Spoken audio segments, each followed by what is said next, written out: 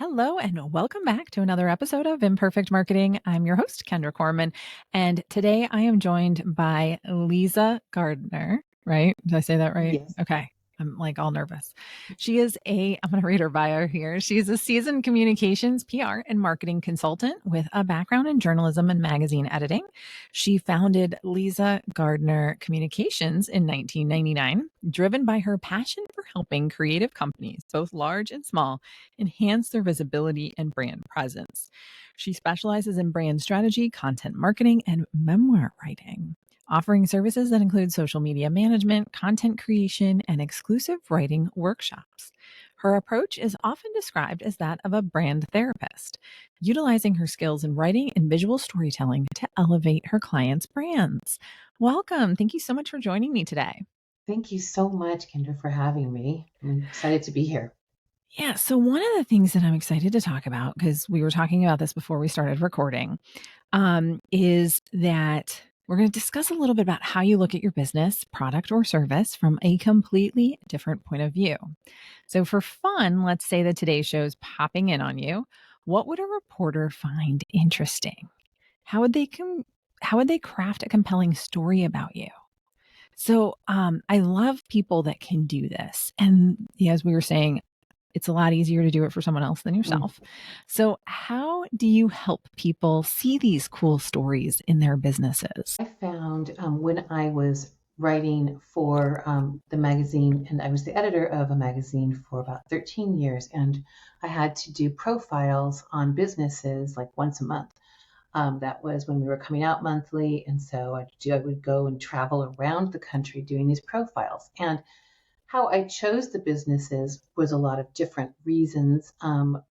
It was a trade magazine, so it was very niche, but I still chose them for geography and for their history and for their business arc, and if they were doing something different in their market, or if they were like the only one in their market, or if they were 10th in their market and but they're really killing it. So what are they doing differently? So I think the main thing to be doing is looking at your business as if you were as if today's show is coming, but as if you were a story yourself, and that you have a cast of characters who are making things happen, and you have an arc to your story, to your day, to your week, to your month, to your year. What are some of the things what are some of your goals? What have been some of your, challenges, your solutions? And within those, I guess, call it, within those little tiny nooks and crannies, there usually is an interesting story, because we kind of take a look at our story. And media, if you are looking to get, media has changed so much. Like, you aren't going to get a full profile of your company usually. If today's show comes, you might be part of, a trend article or or trend story or some other type of story that won't just be like all about you. So you have to kind of show, well, this is how I fit into this current event, or this is how I fit into this trend, and this is kind of why I'm relevant right now, and those kind of stories, because they are on top of the news. Like, for instance, there is it Ambani wedding that's going Mhm. on that's been huge. So a wedding planner who does Indian weddings was just on it wasn't the Today Show, but it was like an NBC, or it was like a Good Morning America show, talking about the Ambani wedding. So if you can tie in your story to something that's going on in current events, or your business, or what you do. Like, maybe you make some sort of special chocolate and it was at the wedding or something. So how can people get this special chocolate?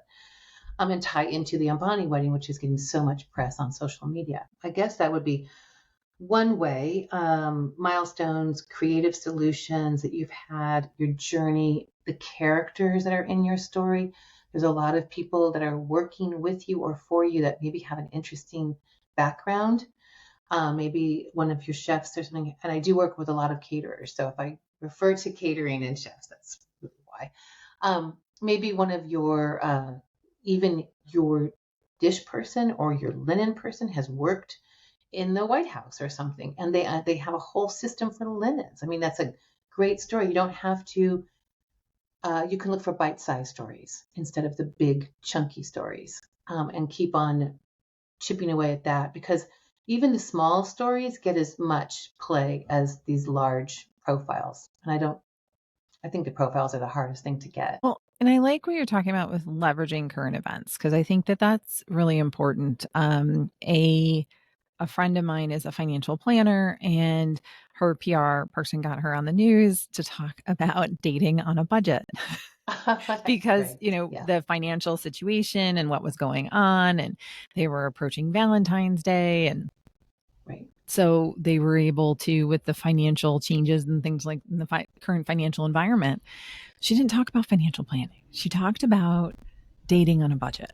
It's like Mm-hmm. you don't have to be talking about, the market if you're a financial planner. You can talk about just so many different things depending on what fits your brand. So that's just really cool. Right. So let's talk about stories in general. You talked about a Mm-hmm. story arc. Can you explain that a little bit more for our listeners and watchers?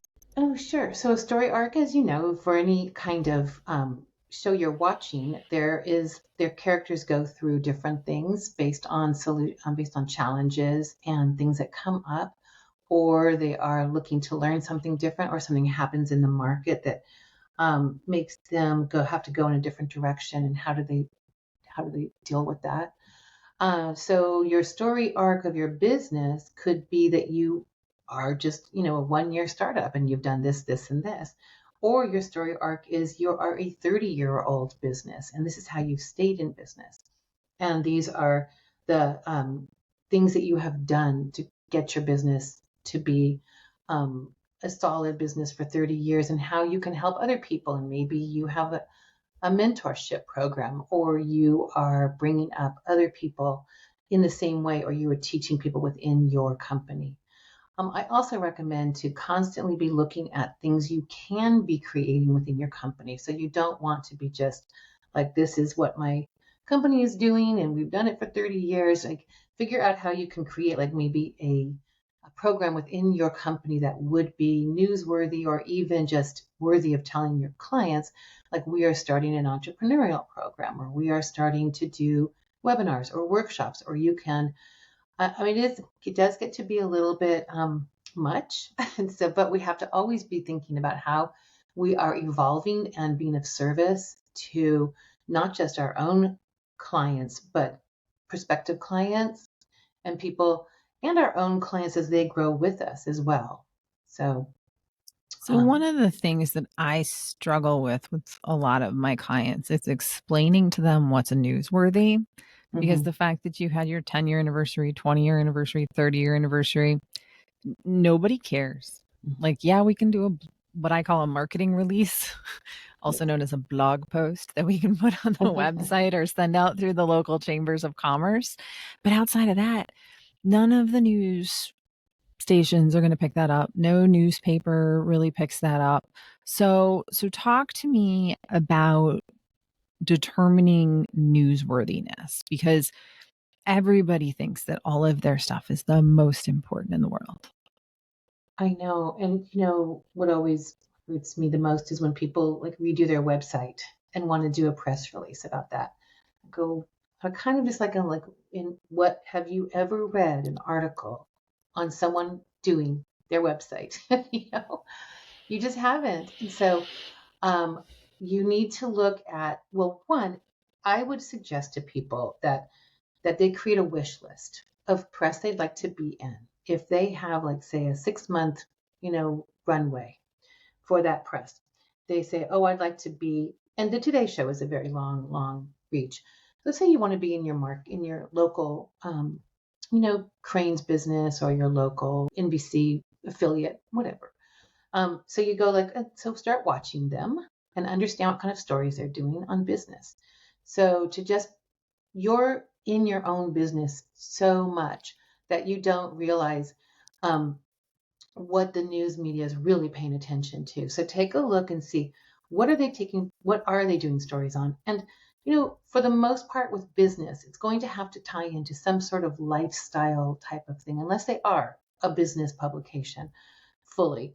To get on something like a TV type of show, it has to be something that is visual, So is there something visual that you're doing? Are you creating some sort of like world's largest pizza? We all know how much that gets pressed, right? We don't want to do that. But if you are doing it, if that is something that's in your wheelhouse, and that's something that you want to do, you just need to go like, okay, well, what would be the pizza months that are the best pizza months? What does our local news like to cover? How would this tie into something that's happening locally? How do our cast of characters tie into that? Do we have somebody from Italy who's made something interesting? Do we make our own plates that are like artisanal pottery that makes our tables look like something out of the bear? Or how can we tie into something like that that's happening? So I really think people need to pay attention first to the media you're going after, make your wish list, make 3 stories you think could happen, and then start to like reverse engineer it so that then you can start putting those little tiny minutia into place. And you could start sending out, I also recommend a run up of press releases and story pitches so that within that time period, they're going to get like 5 press releases from you, because just like social media, we need to know you, like you, trust you to buy from you. So your local news person will want to feel the same way. They will want to know who you are and go like, oh yeah, well, I know that. Oh yeah, I've seen that person's press releases come through. Or I know what they've been doing. I know what they've been doing for the past couple months. Let's bring them in, because they are always, always looking for story and content. And you could be part of a roundup, which is part of like maybe 5 companies doing something. So, or you are featured for your own newsworthy activity that's going on. So I would say to create your own, like kind of like an editorial calendar, or create your own timeline and can carry it through. Does that make sense? Yeah, it does. Uh, so let's talk about one of the biggest things I think that I talk to my clients about, and that is what's in it for your reader, watcher. What is it that they're getting out of it? When I go into these podcast recordings or writing an email, or if I'm working with a coaching client and they're like, I'd like to introduce myself, and I'm going to be like, okay, what's in it for me as the reader? What's in it for me as the person listening or watching to that episode of the podcast? What's the takeaway? I get that you want to talk about you, but I want to talk about, or I want to know more about what I can do or actions I can take, that type of thing. So when you're thinking about that, how do you help people sort of reframe, I guess? Absolutely. I would say the best word you can use over and over again is the word you in your marketing. And not you, but you as the customer. So I do see this happen over and over again. People want to, and they want to be of help, and they want to be of service. But the way that they're marketing it is, they're pointing back towards them and their company rather than pointing outwards to the customer. And the biggest thing about, any kind of writing or story is, why should I care? You need to tell me, why should I care about this story? So you need to start. That's what that hook is all about. It gets them, and then they can kind of move on and deeper into the story. So why should I care? And the reason is that it's going to give them something of value. So, and that does bring me to that question that you asked was, what's your strongest marketing takeaway? Was always be of service, be relevant, and be willing to give a lot of stuff away for free for a long time. Again, I love the whole imagery of a runway up to something. If you've got something to sell, if you want to be selling a certain product, or if you're going to be doing a launch, you need that runway to create the why should I care, to create that answer, and to get people interested, and to make them understand that you are there to help them and to give them something, rather than just to be wanting their dollars. So to create a community. So I think that's the most important thing for any kind of business today. Is, I'm sure you want to get people in the door, come and buy our cookies, but you have to tell them, like, why are my cookies so important to you? Why should you want these cookies? And how are those cookies going to help our community? And this is when we start selling them, and you're going to want to be here. You're going to be getting this, this, and this from. And I think one of the good things that I'm going to pull out of what you said, because I want to emphasize it a little bit, is give things away for free. Okay. Nobody can replace how you approach it. Lisa and I were talking before we jumped on recording about how we're so close to our businesses. It's really hard to get this angle for ourselves, right? Because, we do get there. And so we could talk all day about the different angles, and we could give somebody a checklist of questions, and some people will get it and some people will still hire you to help them find that PR piece. I get regularly questioned a lot about how much is too much for free. And I usually say, well, there's not a lot that I'm not okay with giving away for free. You don't want to give like the whole how and step by step and have it replace everything, or, tons of free consulting hours. There's a difference between the value you can provide through checklists and white papers and things like that, but give it all away. People are still going to hire you because they still don't want to do it. Yeah. Well, consider a cookbook, right? So a cookbook has a restaurant does a cookbook and gives away all their recipes for the most part. Maybe they don't give away their best, whatever, but they give away a certain amount of recipes. You are still going to go to that restaurant. You are still going to buy the cookbook. But and again, that's another part of feeling like a community, because if you can go to that restaurant, you can get the cookbook and you've made the recipes and you're learning. I think people really they bond with people who give them something for free and can teach them. I think we are just we respect it. And I know I am so grateful when someone gives their knowledge for free. And you can certainly tell people that this is something that I'm doing. This is this webinar. If you want to go deeper with me, you do need to tack on the little bit of information at the end of it of well, if you do want to get more, this is how you can get it, or you can buy my book, or, those kind of things. But I think so many people need to make that connection. And if they make that connection with you, you've got a loyal customer, you've got a fan for life, I think.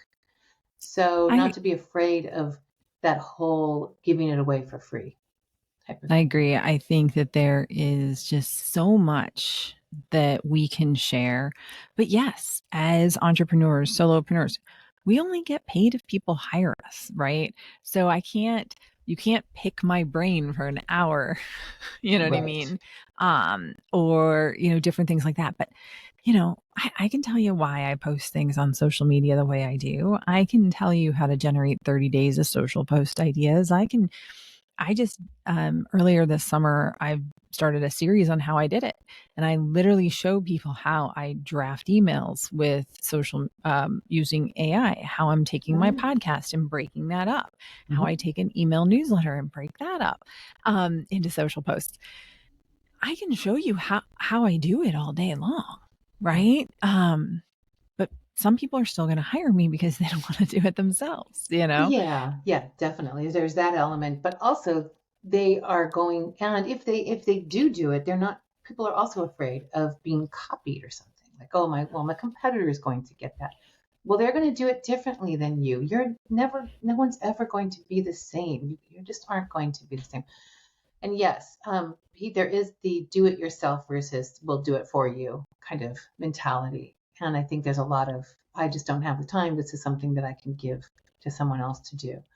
Plus, there's only one of us. We can only take so many clients. So teaching, I like the idea of teaching one to many rather than one-on-one. I really love that idea more than that, because I can then reach more people with how to write something or how to do something. So yeah, I have a couple examples on that of the giving away for free and ramping it up, which is my favorite, is this company called Floret Flowers, Floret. And if you follow her, you will get so much information on how to grow a zinnia, a dahlia, and celosia. She just like goes really deep into it. And from that, she's created a community. I mean, she is a flower breeder. So she's breeding these new types of zinnias, and they're going under her Floret Originals. So she's stopping the other seed groups that she'd been selling. She pushed this year to sell Floret Originals. So online, they opened up their seed purchasing, I guess, time window. And they did it like were launching an online product. So there's the countdown clock. There's the, get in line for this time period. And so it made it fun. And she had all these followers who've been following her all year long, knowing that these zinnias are going to be one of a kind. They're good. This is her opening session of it all. She has 3 books on the New York Times bestseller list too on flowers. So she's done a lot. So I know people like that. You're like, oh, God, I'm not doing enough in my life. So she's also inspirational that way too. But I really love it that this is, flower seeds. So it can be applied to anything, those kind of giving. And she does webinars then on how to, how to sow your seeds from scratch, from seed.